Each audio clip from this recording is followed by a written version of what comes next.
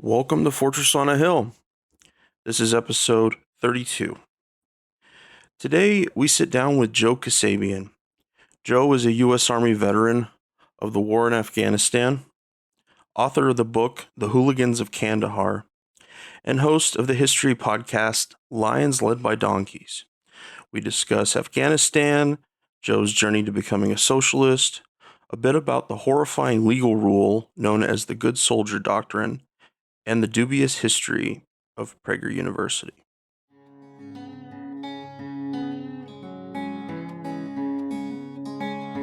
Rifle upon my shoulder and a rucksack on my back.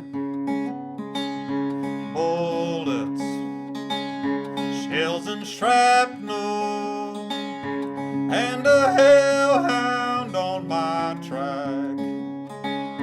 When I made it to my home place, I found triumph of the will. Where once lay a shining city, stood a fortress on a hill. Welcome to Fortress on a Hill. Thank you for joining us. For those new to the show, Danny and I are two progressive veterans who take the military and veteran stories of the day and add some much needed context. All right, Joe Kassabian, welcome to Fortress on a Hill. Thanks for having me. Yeah, dude, we're super glad to have you here. As I mentioned before we got started, I've been making my way through your book.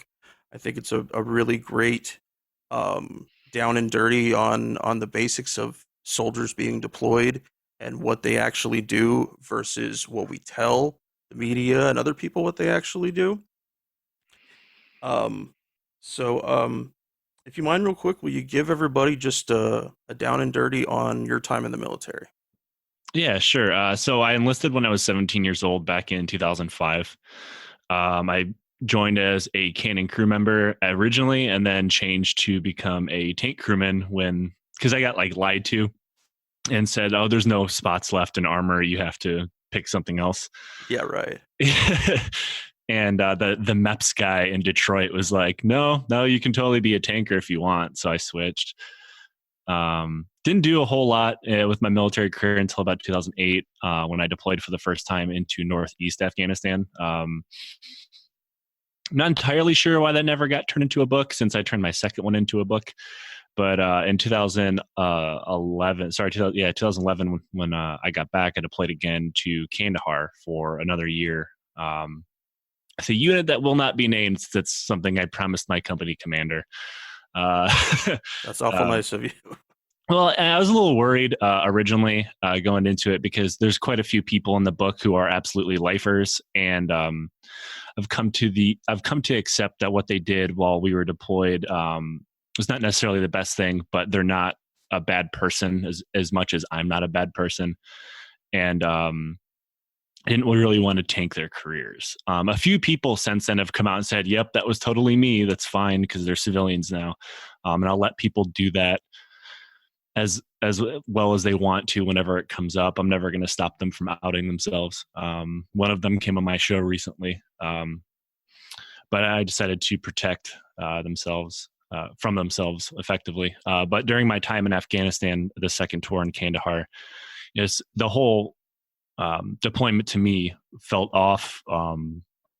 Nobody really seemed to have a control over anything, and to include myself because I was a junior team leader at the time. And I learned really quickly that when you don't control soldiers kind of go absolutely wild. Hell yeah, they will. Yeah, and I should have known that because I was a soldier, and that was really dumb of me to think that. But when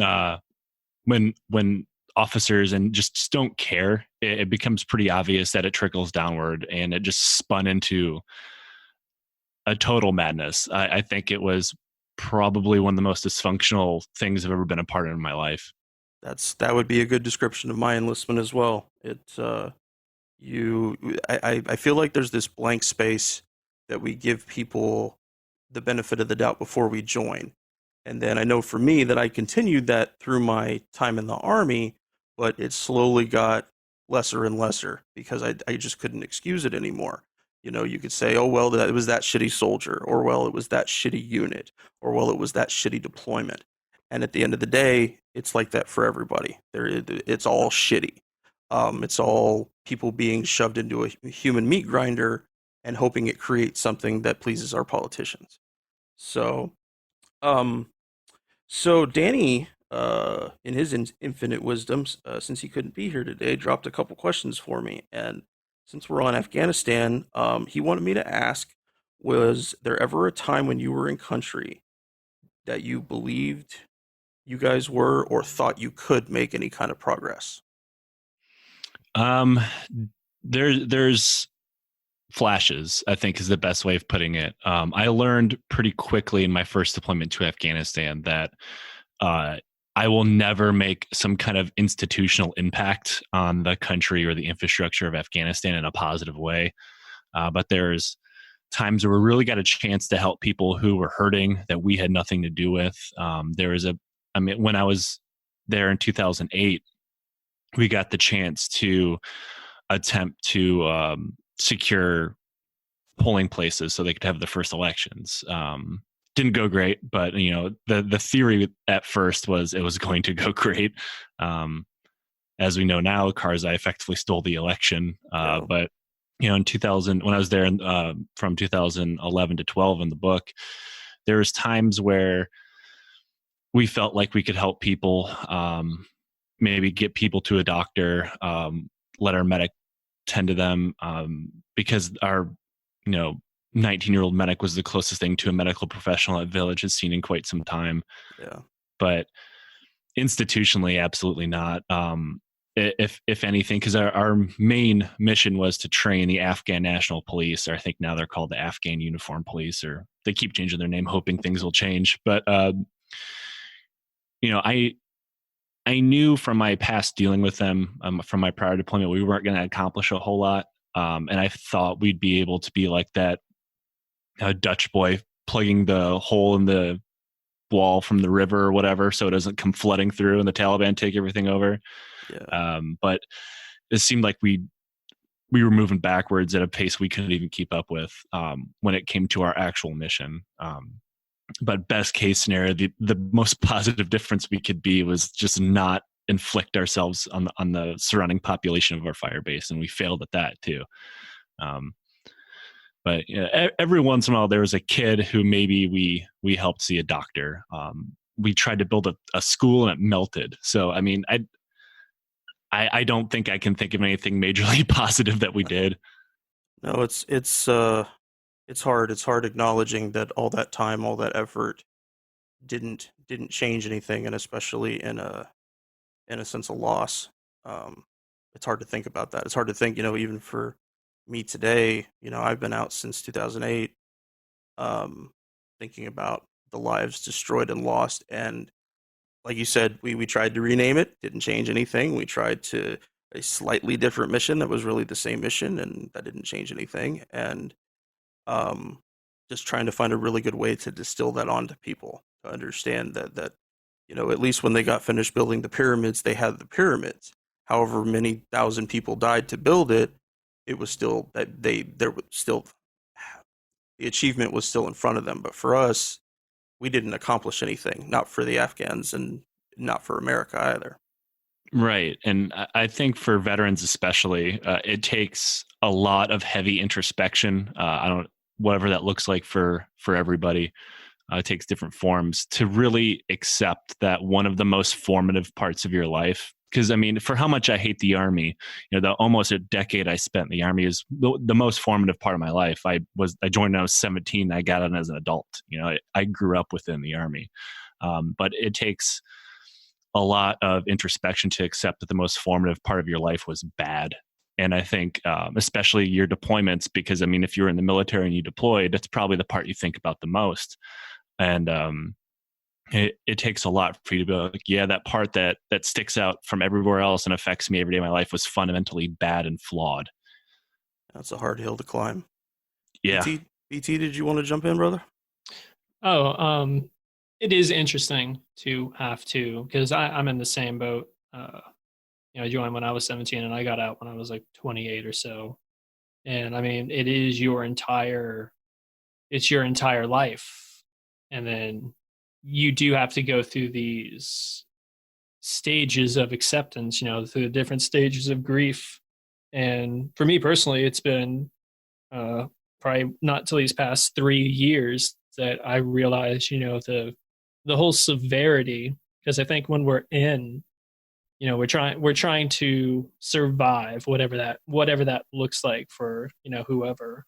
But I mean, our culture, we're not good people to ask about like winning and losing, because we don't even have the ability to take care of ourselves, as opposed, or trying to think of a bigger picture. We put so much into that unit, that mission, and then you sit back and you look and you see that didn't really do anything positive. Can't really feel good about contributions to the history book. I mean, that's just weird. Did you ever think you were going to read about what you did in a book? I mean, let alone write one, obviously, but just like. I mean, it's. I never fathomed to be part of anything historical in my life, and I still don't think I am. I'm like a blip on a map. I'm the guy who deployed to Vietnam in like 71, and nobody really cared about him. I think one of the crazier parts is like I've been contacted by history teachers because they want to teach my book in class. And one, I think there's way too many stories about jerking off in that book to be talked about in high school. And also, like, I still don't take myself very seriously when it comes to being thought of as, I don't know, a voice for veterans or about the war or anything. Because I mean, that book was lived through when I was a shitty 21-year-old. And I'm 30 now. So I'm not the same person as I was. Like, I definitely grew up throughout the course of that book and through the writing of it. Like, I look back now, I'm like, holy shit, this is awful. But I think more now, because I'm still pretty tightly wound into the military community around me from the very nature of who I am. And I'm the co-host of my podcast is a sergeant in the Army. But he is almost a decade younger than me. So it's really weird to have effect for them. I've lived through history because, we've all deployed. Like, I remember watching 9/11 happen on the TV. I remember watching the U.S. Army invade Afghanistan, Iraq on the news. And then I went there. And now that's such like this far-flung idea to the younger people now. It's kind of insane, even though we're still there. Yeah. I think I mean, you talk about not taking yourself seriously, but just look at it from the other perspective.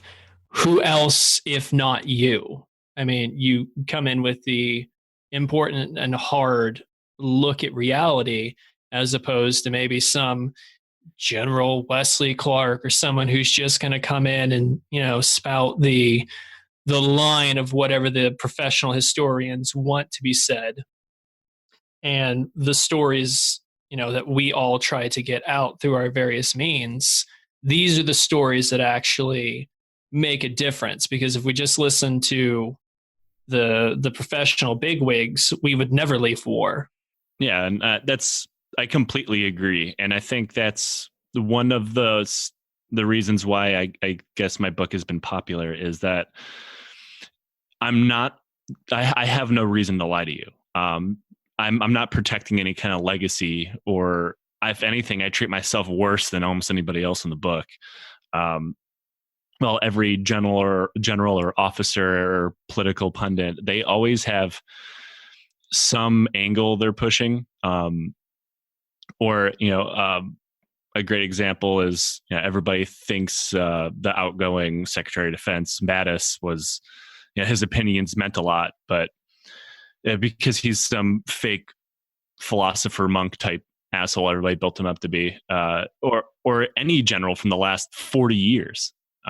What have they accomplished? I mean, they've done nothing but propagate wars that have not only destroyed multiple countries across the planet, but they discount the multiple voices within their own military that are asking, what the fuck are we doing? And whenever you do say something, if you're a veteran and you say like, hey, maybe we shouldn't be doing this, the first thing they do is attack your service record, because obviously you can't be a real soldier if you didn't like what you did. Exactly.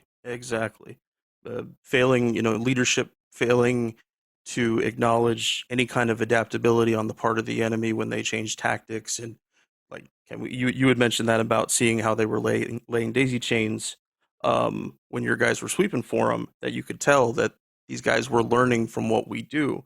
Same with replacing dead Taliban leaders. The next guy is his number two. All he has to do is step in line. How much work does it take us to replace a commander, deputy commander, whoever the fuck it has to be? Right. It's a completely unwinnable scenario that we find ourselves in.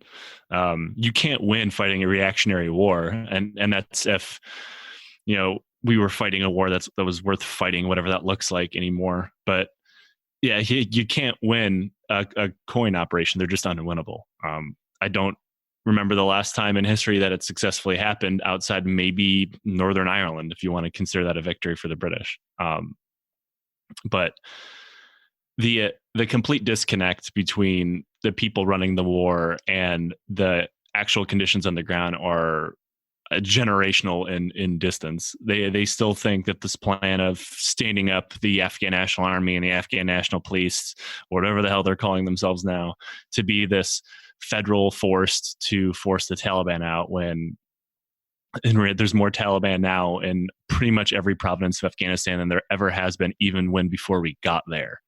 And they've had 18 years to grow their ranks and see all the horrible things we've done. We've got a lot of really good recruiters out there too. I mean, yeah, every single person walking down the street wearing a flag on their shoulder. That dude who said he would never speak to another U.S. troop again, he's got some things to say. Yeah, and it's like every time, like when I was there, it was when Staff Sergeant Robert Bales massacred all those people in a village. Oh, God. And with, I think it was either a week before that or a week after that on Bagram or Calf, I can't remember. Somebody burnt a box of Qurans in the open burn pit. And obviously the Bales thing is unconscionable, and I'm against the death penalty, but I wouldn't complain too much if I watched him swing from the gallows. But like every time something like that happens, you undo whatever good we've ever done. Because I don't know if anybody that was ever over there ever picked this up, but the people of Afghanistan have an incredibly long memory. Oh God, yes. It doesn't matter that I'm in a different unit than Bales was. I'm an American soldier in Kandahar, 50 miles away from where he slaughtered a whole bunch of people. I might as well be him. Exactly. And that's what we as veterans need to explain to people. It's no different than if it happened here. Do you expect that these people would continue just putting up with this? So I wanted to shift gears a little bit and talk about Afghan economics for a minute. I had read that story in your book about a soldier, one of the guys that was helping train up your squad to be replaced, stole some ice cream from a local Afghan. And tell us a little bit about that.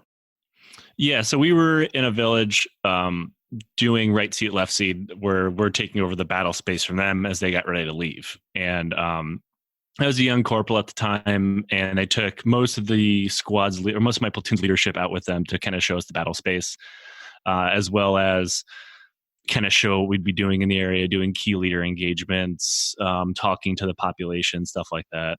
And one of their soldiers effectively robbed an ice cream guy. An ice cream guy came around, and I wanted ice cream. It was like 130 degrees or however hot it was. I was tired and I was hungry, but I had no Afghanis on me. And I knew the conversion rate to $1 to Afghani was huge, but I only had like a 20. So I wasn't going to give him a month's salary for some ice cream bars because I wanted a $20 bill myself. So I asked somebody that if they had any Afghanis, and a soldier from the other unit just fucking robbed the guy. Just walked over, stuffed his hand in the little cart that he was pushing, and took him. And it's that type. And he thought it was the funniest thing on earth. And other people in his unit it might as well have been him doing any other mundane everyday activity. They didn't even react. Obviously, this is horrible for several reasons. But other than the fact that this is an old man, easily in his 50s or 60s, pushing a powered ice cream cart down the street in Kandahar, Afghanistan, in the middle of the fucking summer. Like, this guy does not have money. It's not like he's sitting on a surplus back home. There's a very good chance he actually took that ice cream out on a debt from somebody else, from Kandahar city proper, to bring it out to the village. And then he has to pay that guy back. And then whatever's left is what he brings home that day. It's the little things like that just endear ourselves to being horrible for Afghanistan and the Afghan people. It's not exactly like there's a thriving job market in a half blown up village. That was probably the only job he could get. Yeah, it was probably his work at McDonald's until I die. Yeah, job. No, and he had more than most. Yeah, no, and I don't know how to impart that on people. I don't know that America has any people that, even with the extreme poverty that we have here, that would fit into that idea of being that poor, that you're literally pushing your livelihood down the street, and if you don't sell, you don't eat. Yeah, I mean, I grew up pretty poor myself in Detroit, but then going to Afghanistan, I really got to see what true crushing poverty was for the first time in my life, and how much. I mean, granted, it was bad. It was very bad before we got there, and it has been very bad while we've been there, and it'll continue to be very bad while we leave. History has shown that even the most powerful Afghan governments don't really control anything outside of Kabul. All the infrastructure projects, all the schools, hospitals, the economic development doesn't really leave the borders of the capital city. So, the poor farmers who were getting their shit robbed by those soldiers will be poor farmers getting their shit robbed by the Taliban whenever we leave. It's a horrible, vicious process. So I wanted to ask you about a clip of your PragerU episode that you had recently. Really enjoyed it, by the way. No, thank you. So you had talked a bit about Ty Cobb, and of course how amazing of a baseball player he was, but how much of a viral racist he was as well. And I've got a clip right here I'm gonna play. Give me 1 second to share my audio. Because I know Justin's a huge baseball fan, so I get to piss him off at a personal level now. Great. Yeah. Awesome. Yeah. So, of course, the only video they have on racism is baseball and how it doesn't exist. There's actually a video defending Ty Cobb. Now, Ty Cobb, I know a lot about personally because I'm from Detroit. I'm a Detroit Tigers fan. Ty Cobb is a Detroit Tigers legend.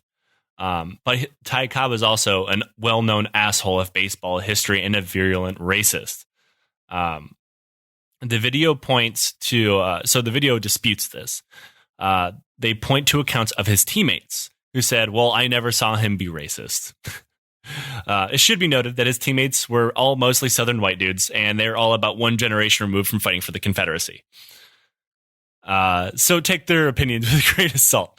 Yeah, and I don't know if you played sports growing up, but when you're on a sports team, if a player is really good, a lot of times you're willing to either overlook or not exactly call attention to the fact that they're a fucking prick.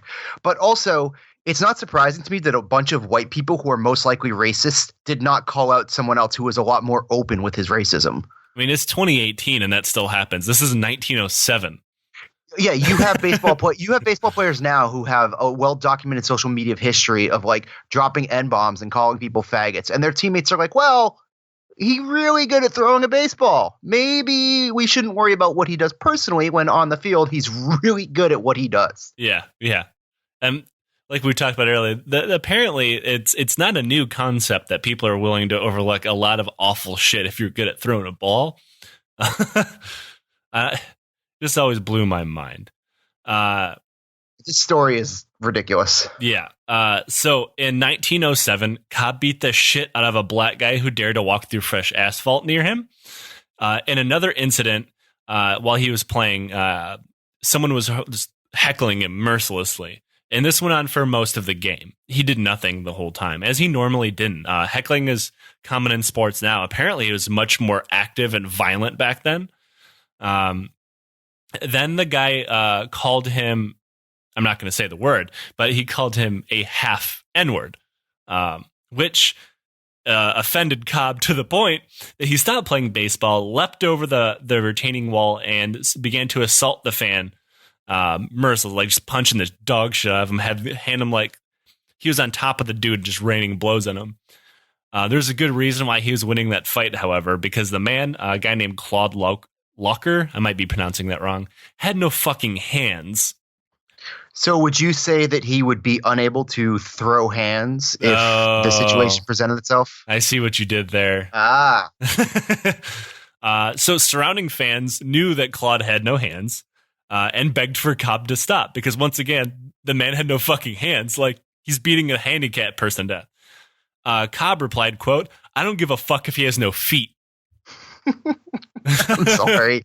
I know this is horrible, but in a very slapstick kind of way, it's kind of funny.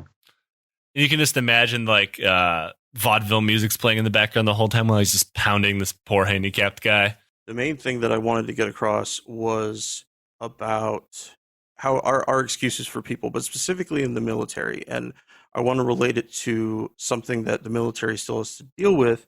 It's called the good soldier doctrine. I don't know if, Joe, I don't know if you're familiar with that. Oh, very much so. Okay.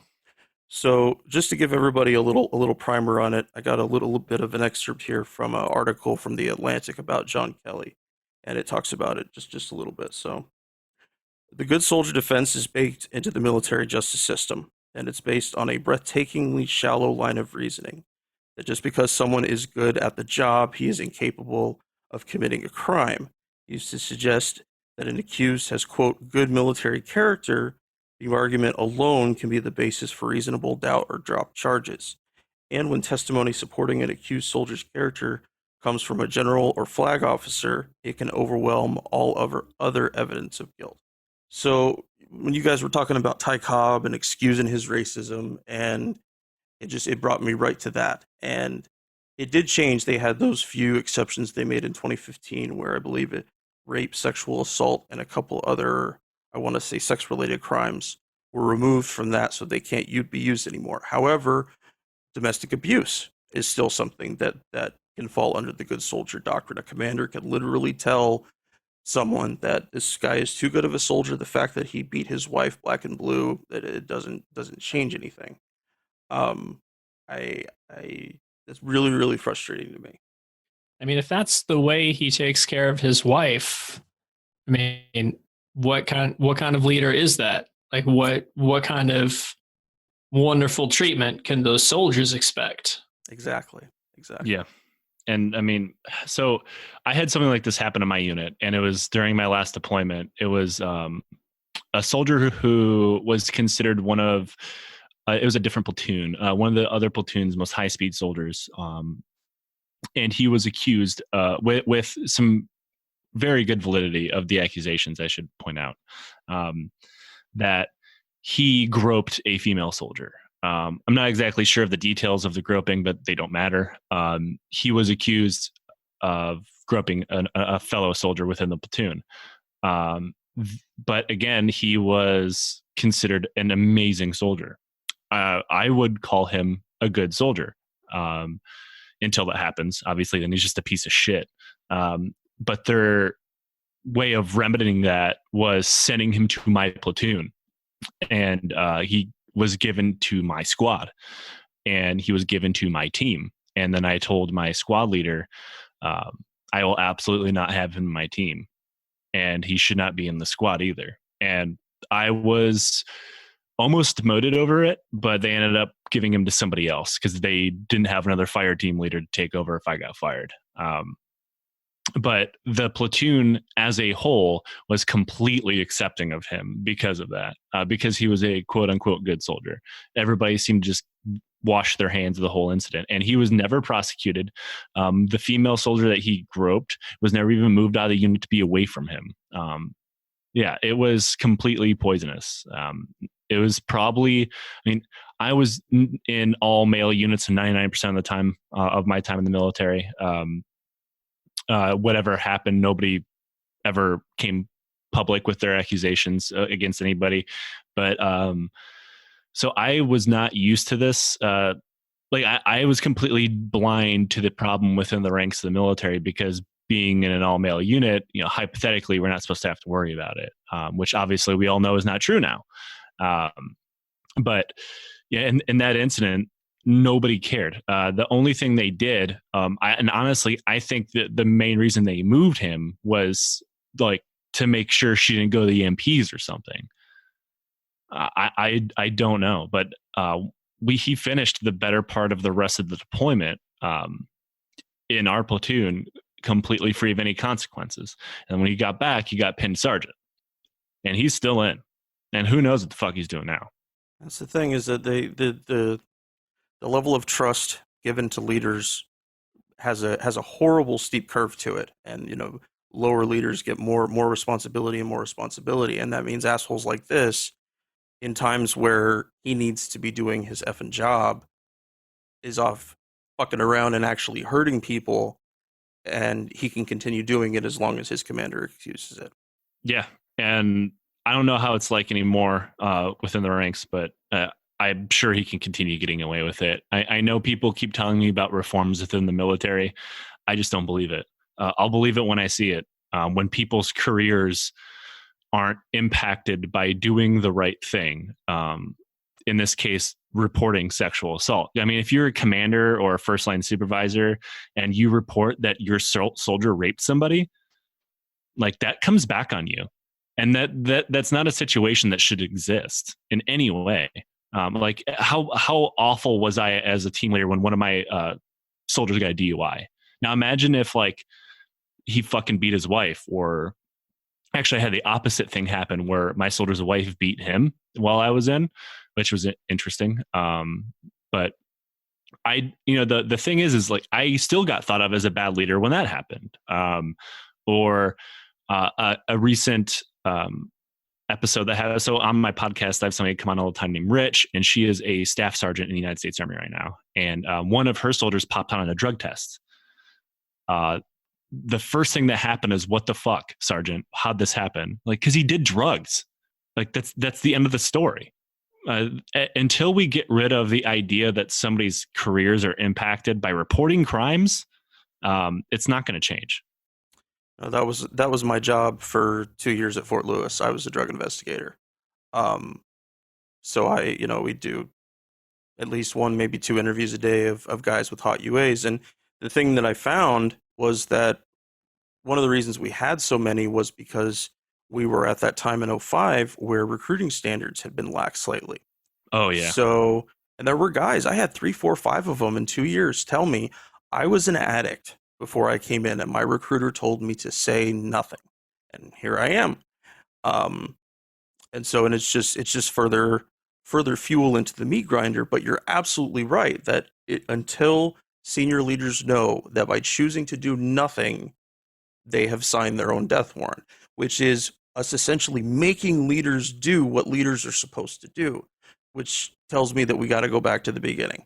It's the entire structure of the Army and of the military is just about accomplishing the mission. If we think accomplishing the mission is impossible if you have nothing to accomplish it with. Exactly.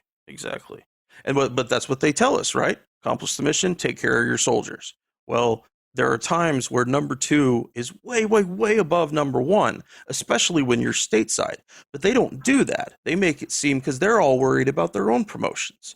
It's that cascading effect of, who was the person to report it, and it's kill the messenger. It is a bunch of dumbasses simply killing the messenger.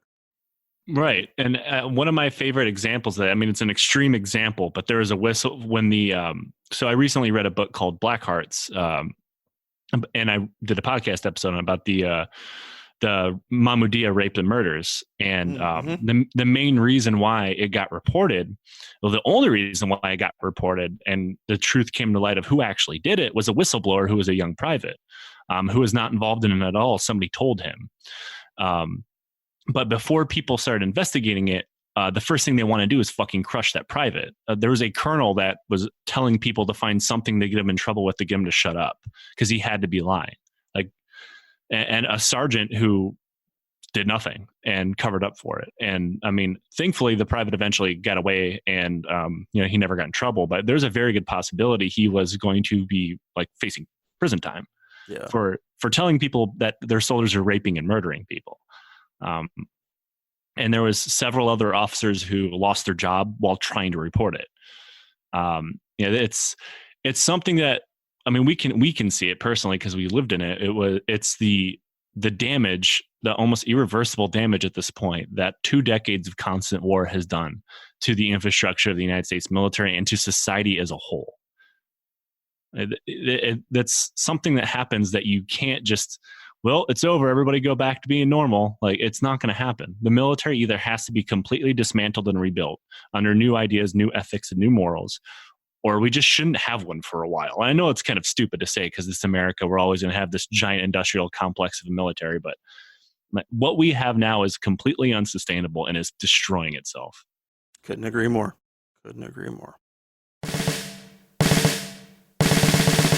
Hey, everyone. I really hope you're enjoying the podcast. But truth be told, I need your help. No, I don't need you to move a couch or borrow a leaf blower. No, I need you to hit pause on your podcasting app right now and share this episode with somebody you know, somebody who you might think might be receptive to it. It could be a friend or relative who's considering joining the military, or a veteran you know who might be interested in hearing a little more truth in their news about military and veterans. We rely on you all to help us reach as many people as possible. So please hit that pause button right now and share this episode with somebody. Sharing all done? Good? Okay, good deal. I know Uncle Al will cuss a lot listening to the episode, but he'll appreciate it when the cursing stops. Now I want to mention something about Patreon. We are always in the market for more Patreon supporters. So if you get the chance, please come out and support us. You can support us for as little as $1 a month. And what do you get for your dollar, you ask? Well, you get a 1-minute drop on any topic you choose once a month. Just email us your question or comment, and we'll give it the old Henry Danny breakdown on air. Guaranteed to have 60 seconds of our time. We may spend more on it. We prefer to do military and veteran topics, but whatever topic you think might be pertinent. And we may spend a whole bunch more time talking about it, depending on the topic. And for contributors, a bit north of $1 a month, we have some bonus episodes, some essays of mine, and a few other things as well. We're still in the process of building our rewards. So if you have any suggestions for Patreon rewards, please let me know. On a Hill is expanding. We're going to start doing chapter series as part of our lineup. There are some topics that are simply too big and important to leave to discussing in a single headline. And with that in mind, I'd like to thank all of our honorary producers who are helping us do just that. We rely on the support of our patrons through Patreon to help keep the podcast a success. Thank you to Matthew Ho, Will Arens, Gage Counts, Fahim Shirazi, Henry Zamoda, James Higgins, and James O'Barr. Anyone who contributes $10 or more a month on Patreon will be listed here as an honorary producer. And to all of our contributors on Patreon, thank you for helping us do this. Now, back to the podcast.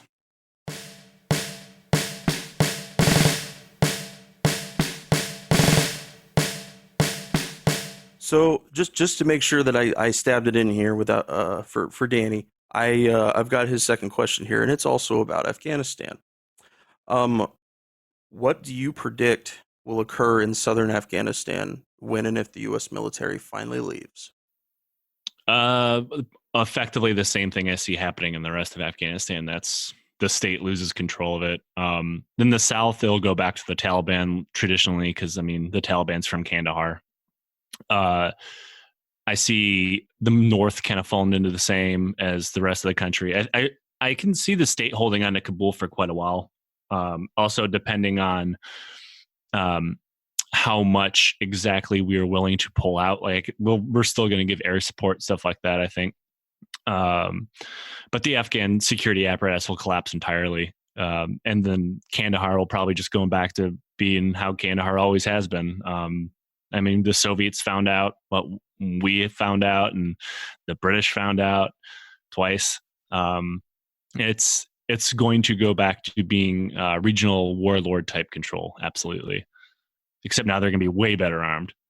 Yes, yeah. We've been slowly trickling arming them for 18 years. They better have some good shit. I think so. I know it's like a pipe dream, but I think the best case scenario that happens is we get out and we allow the Afghan government to negotiate with the Taliban, because the Taliban keeps saying we want to negotiate, but we will not negotiate as long as the Americans are here. Yeah. Because we could very easily stay with our hands still involved in the war while not having any soldiers on the ground. Like we're still totally going to give the Afghan army air support. That's never going to go away. We're still going to have fucking CIA death squads on the ground like we do now in northern Afghanistan. But the only way I can see this ending with any semblance of like, hey, look, there's the government we created, is if we let the Taliban into it. It's not going to happen, but that's the only way I see it ending. Yeah, no, it's all shit. It's all and the thing is that we've moved from we don't have diplomacy anymore. Our State Department right now is completely defunct. So any kind of diplomatic anything, the ideas that State Department people might have to make the situation better, they're completely overridden by we're going to send 4,000 more troops and that's going to make the difference. Right. And I don't know that was much different for Obama or Bush than it is for Trump. He has certainly taken the reins off, but the horse has been there, hacking away at things the whole time. So I got one more question for you, and you pointed it out on your PragerU episode, and you mentioned about should news get out of the opinion business. The hordes of partisan hacks that they put on CNN, trying to they don't ever come up with any kind of coherent thought or ever say the other side has a good point, but I disagree with this. It's just this mad rush for whatever we can get out of it. The partisans are more in, and any kind of sober understanding or thinking is completely gone. Yeah.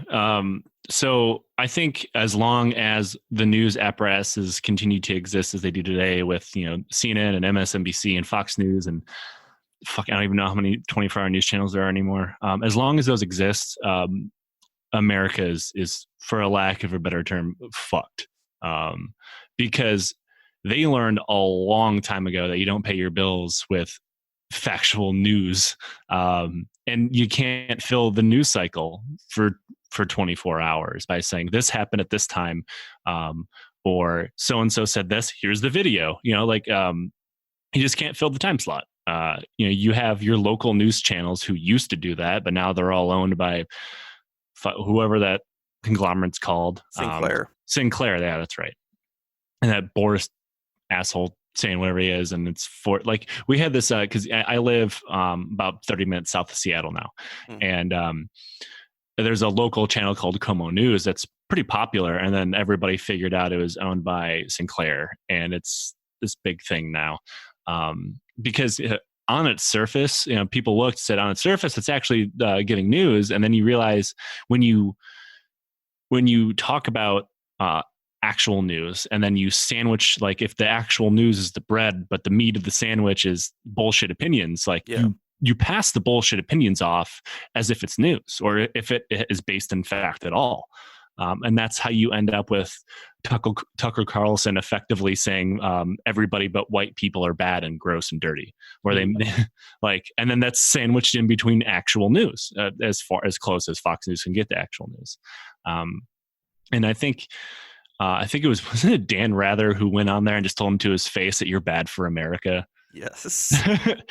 Yeah, I mean, that was glorious. Or was it? I think it was Ted Koppel. Koppel. Ted Koppel told that to Sean Hannity. Yeah, that was the one. It's still just as correct. Oh God, it was wonderful to watch Sean's face melt.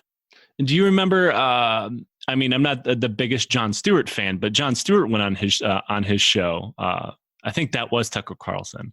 Mm-hmm. Yeah, that was. Yeah. And shit talked him so hard that Fox News actually canceled the show because they realized that there is no way that he's ever recovering from this, from their own fans. And I think there's two ways we can go about this. And that is somehow through the magic of internet thinking, get the fairness doctrine or some other kind of doctrine put back in place where the news is in the news business and not the opinion business, and put a solid wall up in between them. That's not going to happen. I mean, obviously, we're post-Trump now, going towards a second term. I think he'll probably win because I have no faith in the United States of America anymore. And that's just not an option anymore. It's the mechanisms that were in place to make something like that happen are definitely going to be gone by 2024. Assuming he doesn't get thrown out of office or keel over from a heart attack because he looks like a fucking garbage bag full of Bisquick. But the other option, I think, is just attacking them directly. And I know that's like a partisan thing to say, but I never called myself a tolerant leftist in my defense. Because, I feel like it's like that give and take thing where you have to have respect for the other side to get respect from the other side. Yeah. All of that pretense has been gone for years now. I mean, they telling people that they're the Antichrist, or what was something else I heard recently? To get elected, you clearly have to have a Ivy League education, and you can't have grown up poor, otherwise you're lying. With Ocasio-Cortez is fucking living in everybody's mind rent free nowadays. It's so disingenuous that they know it. I mean, they know what they're saying is total and complete bullshit, but they know it doesn't matter. And I don't know how you fight that. It's hard. It's just out of curiosity, what are your thoughts on Alexandria Ocasio-Cortez? I like her. I'm a member of the DSA, so I'm contractually obligated to like her. No, I'm kidding. I am a member of the DSA, but I think she has some obvious gaffes because she's 29 years old and just got elected to a national office. So we can, and also the same people who are saying, well, she said this one stupid thing, so that clearly means that she is unfit for the office. And I find that fucking hilarious that they have the balls to say that. But I think I said today on Twitter that arguing with these people about calling them hypocrites is like honking in a traffic jam. It doesn't fucking matter. I like the fact that someone who grew up or lower upper middle class, whatever she grew up as, cleaning houses to pay the bills, tending bar after being a college graduate. I think she graduated with a degree in economics, which is something I kind of figured you'd get a job with. It was international relations, actually. Oh, okay. Yeah. But she went to a decent school. She got a degree. And she was tending bar to pay her bills and take care of her family. I think that's something that we as middle-class Americans, lower middle-class Americans can all respect. And she upset the poster child of a corporate Dem who rode 2 elections for 10 fucking terms or whatever it was. And she beat him through nothing but hard work and messaging. And I think a lot of what she says is true. And I think as she grows up and actually learns how to do her job, because she doesn't know how quite yet, she'll get better. She's going to say dumb shit along the way, like every other politician. We can't give her a pass for that. But like the interview with Anderson Cooper was a pretty good example of why candidates like her are coming to blows with the establishment, whether it be the Democratic establishment, which is more centrist, or the right-wing establishment, which is bug fucking same these days. It's the fact that she's being interviewed by a man, Anderson Cooper, who has would be directly impacted if her socialist ideas came into effect, because the dude makes $11 million a year. So the idea that she can get a fair interview by a guy who doesn't want to pay his fair share of taxes, but she still is being put out there effectively. I honestly think that the Democratic National Committee would be happy if she made an ass of herself at this point. But the fact that she can't get a fair interview because the people who are interviewing her have something to lose if this Democratic Socialist movement ever takes national power. They have a lot to lose because they've been exploiting people for years, and they know they are part of a media empire that's built on bullshit, antagonism, and corporate shilling. Anderson Cooper actually had an internship at the CIA before yeah, exactly. And that's the kind of thing that really terrifies me. I have a headline we're going to do later this week talking about some of the new representatives we have, and World Socialist website did an article called the CIA Democrats. I don't know if you read it. Oh, I haven't yet. But it's a really good article, and it goes through all of the potential electees and their backgrounds. And so the one that I really wanted to point out was Abigail Spanberger, and she's never served in office before, but she has been an undercover CIA operative in Western Europe for 10 or 12 years. Oh, right. She's on the beat Dave Bratt, right? Yeah.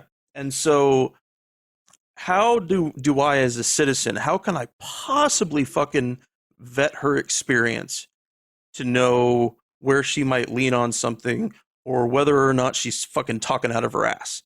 Right. I mean, how do you do that? And the other thing that really scares me is that it's free publicity for the CIA, because she can say things, give kind of the wink and the nod, and it's cool. I can keep the secrets.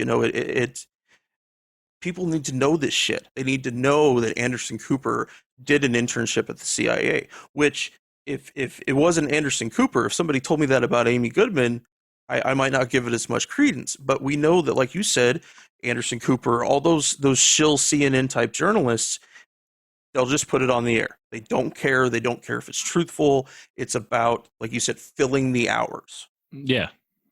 And especially those CIA types. I mean, I think it was Evan McMullen tried to ride the centrist high horse the other day, about, people who incite racial hatred, or the right wingers who incite racial hatred are just as bad as the leftists who want to raise taxes on the wealthy, or something absurd like that.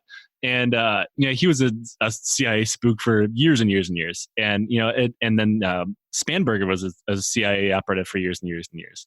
And we won't know exactly what they did in the CIA, whether they were doing the stereotypical CIA horrible death squad type shit in South America or the Middle East these days. But you have to accept that to join the CIA, you have to think that stuff is okay. Because you're whether you be like a desk writing financial analyst or something like that for the CIA, you still work for the CIA. Mm-hmm. Like, it doesn't matter. Like I don't care if you're the bookkeeper at Auschwitz, you still work there. Yep. And you should be able to question their moral authority to run and keep an office because of who they worked for. It's the same reason that we laugh whenever like the new Department of Defense secretary used to work for Boeing, and he just does literally nothing else. He's never been in the military or nothing. But yeah, he used to work for Boeing. So like, well, of course, the Pentagon and the White House would want a member of the military industrial complex now leading the DoD. And that's like, that's why I butt heads with a lot of regular Democrats, because I was a registered Democrat for quite some time, just so I could vote in primaries. Because the state that I lived in, you had to be a member of the party, or you had to be registered as a member of the party to vote in the primaries. Now I live in Washington, and I'm honestly not sure if that's the case up here. But regardless, it's the fact that I think you see people like Ocasio-Cortez winning. Sarah Smith came very close to winning in Washington. Omar won in Michigan. But it's like they see that people are voting for the people that they want to actually represent them. And they are generally left-leaning because most of the time, Americans agree with left-wing ideas as long as you don't call them socialism. Yep. Which is stupid. And so the DNC goes out and throws its money behind people who used to be CIA operatives. Yeah. No, I think that I want to make some videos about all of the various socialist type systems that exist for the military, how the medical benefits work, how the commissary works, and ask people, we talk so much about hating socialism, but our entire military is fueled by it. They're supported by these systems that are not capitalist, very, they really don't fit into that whole I'm going to take every fucking penny you have. Yeah. So I damn it, I lost train of thought. Anyways, but we have to be willing to take that time to argue with those centrist Dems as you're doing on Twitter and make it clear about what is actually happening. That to me these days, government is a combination of a variety of different political systems. We don't live in a solvent democracy. We live in something a little more oligarchy, rich assholes, that kind of thing. Oh, but definitely. People talk about democracy so much. And so when we have to start splitting hairs with people and letting them know that version of democracy you believe in, it fuels this bullshit. Yeah. Understand that. And you want to call it socialism, communism, call it whatever fucking word makes you happy. But it's the reality that we live in, and people need to try to accept it. Absolutely. And it's kind of funny because, I spent the vast majority of my life in the military with TRICARE, and now I have TRICARE as a civilian and as a veteran. But, recently I had to go get my gallbladder removed, like emergency surgery, and I had sepsis and everything because I was a fucking idiot and I don't go to the doctor. I let it go too far. And even though I've had full, mostly free healthcare for most of my adult life, I still treat myself like I was the 13-year-old growing up to a single mother with no healthcare, which was until you pass out dying, we're not going to the hospital because we don't have insurance. Yeah. Like when me and my brother used to beat the shit out of each other and, go BMX riding and cut our legs open. And we weren't going to go to the ER because that's too expensive. My mom would super glue us closed. But, now I was 27 and I had to get, gallbladder surgery, and I waited until the last second. I was in the hospital for 3.5, almost 4 days. I came out and I owed nothing. And, I go to school, finishing my graduate's degree, and I pay nothing because I pay taxes. And the argument that most of my shitty boomer family members says, well, you earned it. Like, so fucking everybody else. They pay taxes. They're a member they're a citizen of this country. They deserve the same benefits I get. And I'll never have to pay tens of thousands of dollars of student loans like my sister does. My sister graduated from Michigan State, I think, almost a decade ago, and she's still paying student loans. And it's just unfathomable. And it's like nobody ever asked how the fuck we'd ever pay for like the Space Force or a fleet of aircraft carriers the size of small cities. But when you bring up healthcare or education or infrastructure or, basic substance living allowance, suddenly we want to cut purse strings and shit. It's uniquely American. It really is. And it really boils me about guys, junior enlisted guys having to go use food stamps to pay for things. And I think that should be the final nail in the coffin. When America's treasured military has to use food stamps to pay for food, you really start to see who America cares about. Right. And it's not the soldiers by any means. I mean, no. If America actually cared about the military like they say they do, especially the super fascist right wing military worshipping types. They would have a functioning VA healthcare system that doesn't fluctuate wildly depending on what region you go to or how close you live to a major city. They wouldn't have, like my BAH for my school has been fucked up for half of a year now because it's computer glitch and nobody seems to be giving a shit about any of it. Stuff like that. And it's about, I'll say their care for the military is exactly how much care they give to middle America. And that's just enough for the campaign stop and then they leave. Yep. And that's a good way of thinking about it. Yeah. And it's enough to get those people from middle America who grew up with no prospects, or people from the Rust Belt where, corruption and all those other things have caused our livelihoods to go away. Like when I was growing up, you didn't really have to worry about college. You just go work in the Ford plant. Mm-hmm. That's what my dad did. That's what my dad's dad did. Mm-hmm. And then once that's gone, there's no kind of program for anyone to go anywhere. So you join the military to get out. And I think that is like this weird pipeline. You're either going to join the military, go to prison effectively if you're poor. And I think that's one of the main hurdles when it comes to getting any kind of Medicare for all or taxpayer funded social education, is that the carrot's gone for the military now. If you take that away, there's a very good chance I don't join the army. I'll deal with Detroit's bullshit as long as I don't have to worry about how I'm going to afford to go to school. Except, I assume that in a situation where taxpayer funded education exists, I'm going to have to keep my grades up. Fine, whatever. But I probably wouldn't have volunteered to go fight in Afghanistan twice. No. Fuck no. It's like socialism only exists in America if you're willing to almost die for it. Like, no one should have to pick, like, I might major in history if I don't fucking step on a bomb. Yeah, exactly. And that's only acceptable in this country. Like, if you ever post about it in Facebook, Facebook's a fucking cesspool. I honestly argue that Facebook's worse than Twitter now. But, if you post like, hey, how about affordable education? Though I personally think affordable is nothing but vapid dog whistling horseshit, because affordable just means you can afford the 20 years of loan repayments. Yeah.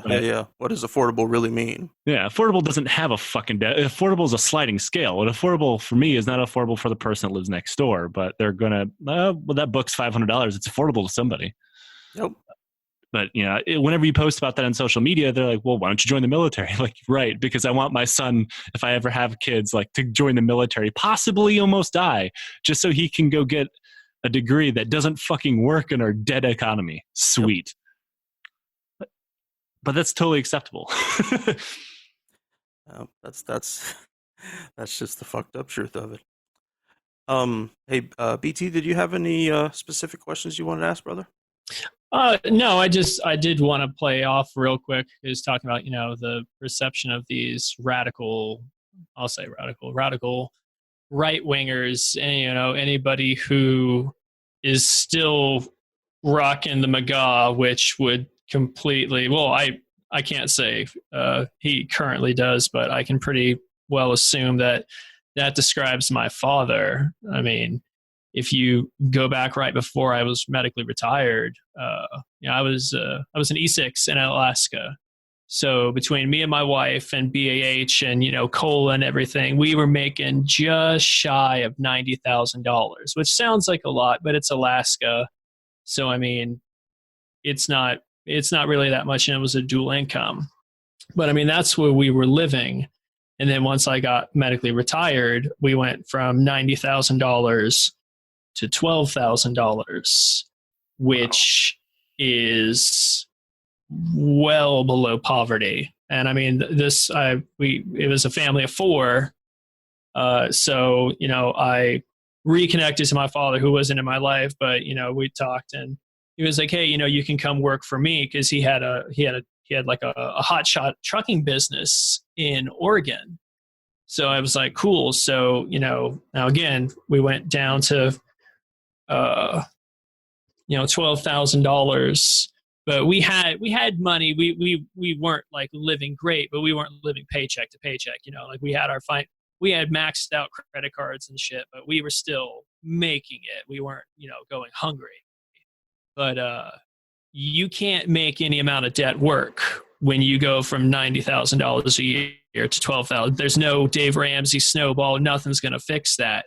So my father knew that I was completely dependent on him. So we dropped $40,000 on getting I got this truck, I got a trailer, I got the chains, I got everything that I needed. And I mean, also, by the way, I'm injured. Like, I'm being retired because my shoulder's screwed up, but I'm doing all this for him. And, he knows that I'm a vet and everything. Well, 2 weeks into my working for him, he's not paying me. I've already completed runs and I've gotten the checks back and they've cleared. And he's like, yeah, I can't pay you because my family needs it more because,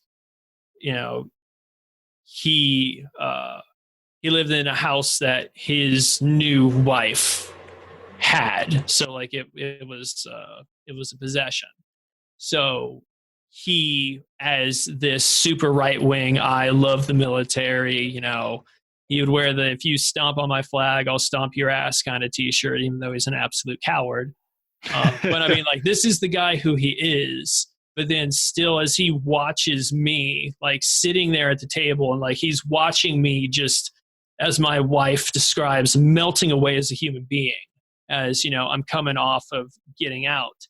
He's still, that isn't enough for him to not take that as an opportunity to be a piranha. And I mean, that's what it comes to. A lot of these super crazy people are I don't know, I don't consider myself to be a great person, but I just feel like you got to be just insanely fucked up to be able to. And I mean, after that, we had to file bankruptcy. We lost everything. We sold everything. We bought this broken down RV that I'm seriously in the parking lot of Home Depot. We have the county people coming and telling us that, they're going to tow away our trailer because it's been parked there for 2 days. And I'm trying to paint it and everything because it was a smoker's view.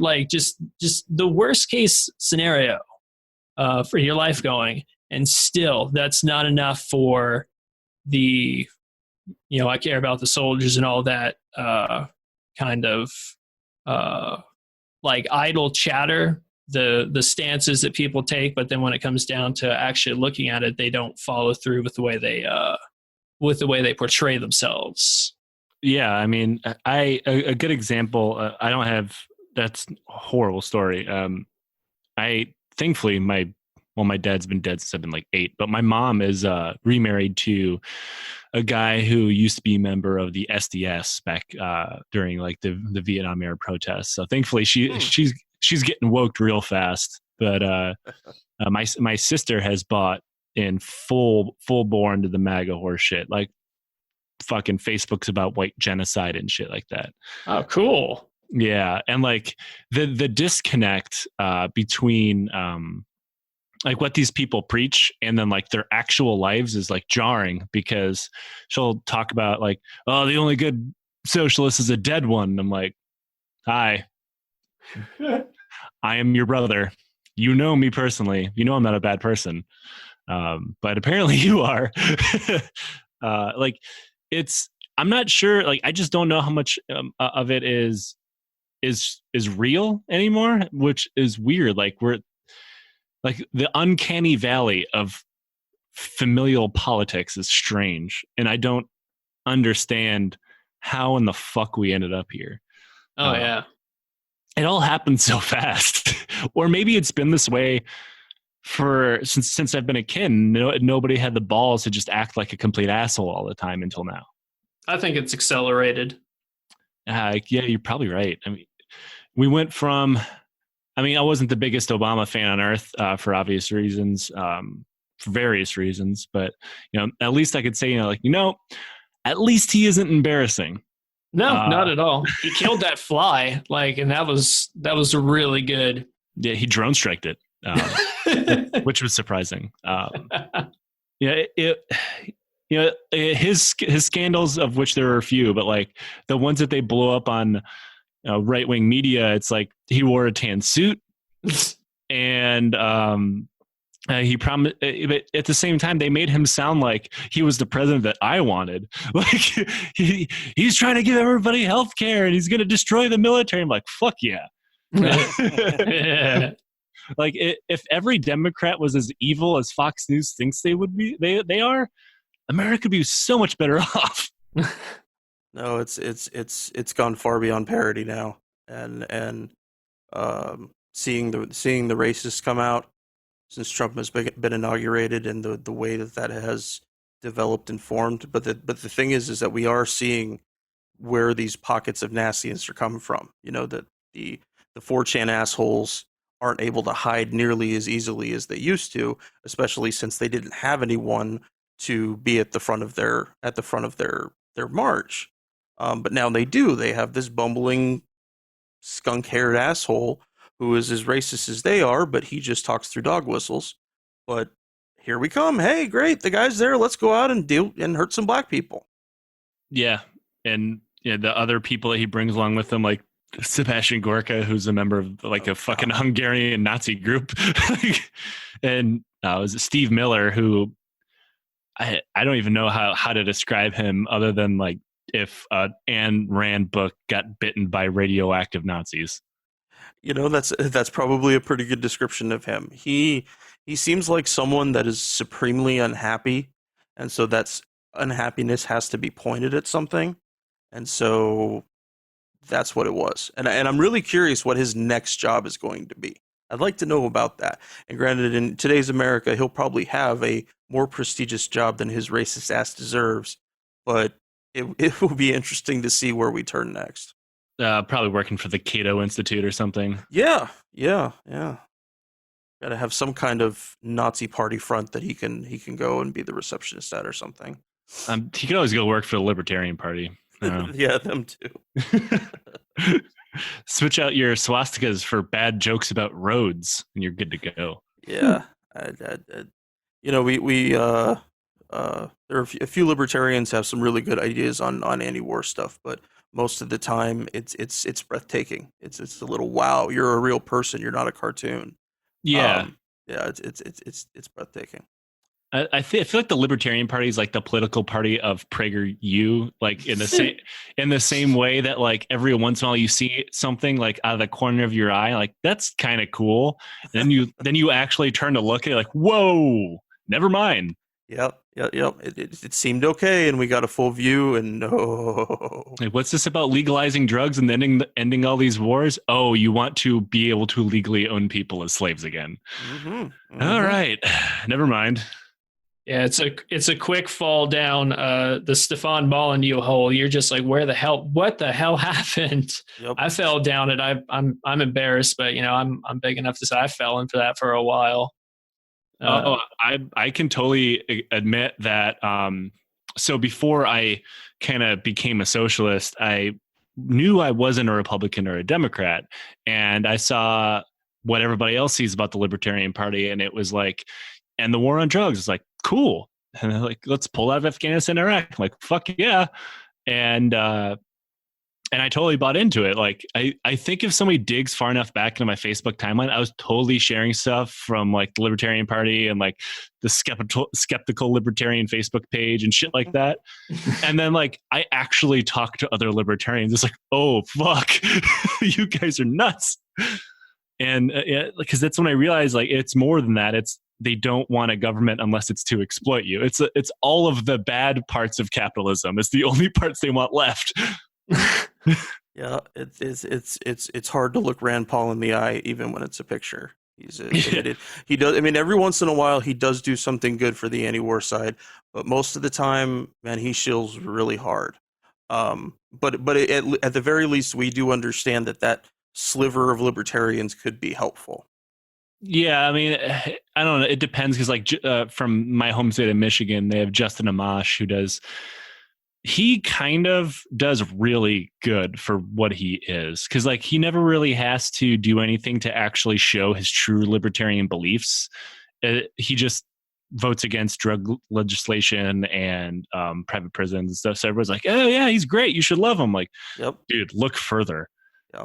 Because if he ever gets the chance to do what he wants, I will probably be living in somebody's garage.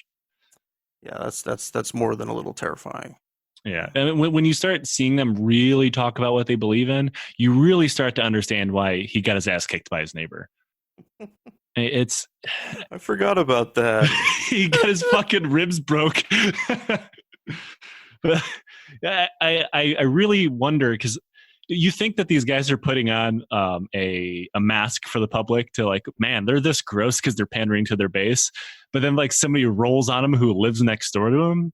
You have to feel that, oh no, he's probably just a huge piece of shit.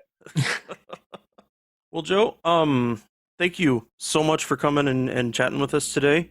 Will you let everybody know what you have coming up and where they can find your work? Yeah. So my book, The Hooligans of Kandahar, is available online wherever you get your books. Unless you're in England, apparently they don't ship there, and I don't really understand why. So That's weird. Yeah, they'll Barnes and Noble will ship to Palestine, but they will not ship to England. That makes sense. Which I mean, I guess I can kind of support that, but at the same time, it sucks if you're British.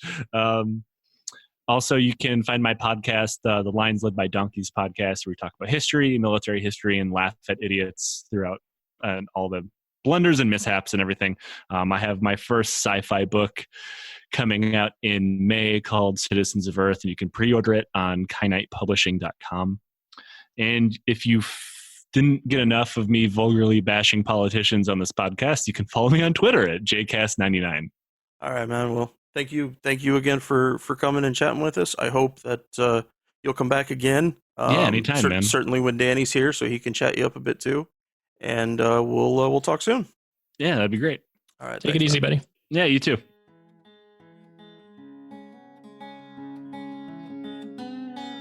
We're on Twitter at Fortress on a Hill, and also on Facebook.com at Fortress on a Hill. You can find our main blog page and our full collection of episodes at fortressonahill.com. iTunes, Stitcher, SoundCloud, Patreon, Spotify, you name it, almost anywhere you listen, we're already waiting for you. And hey, we're always in the market for more Patreon supporters. Please consider becoming a contributor at patreon.com. If you're not into doing a monthly payment, think about giving us a couple bucks on PayPal. The link for that is in the show notes. Skepticism is one's best armor. Never forget that. We'll see you next time.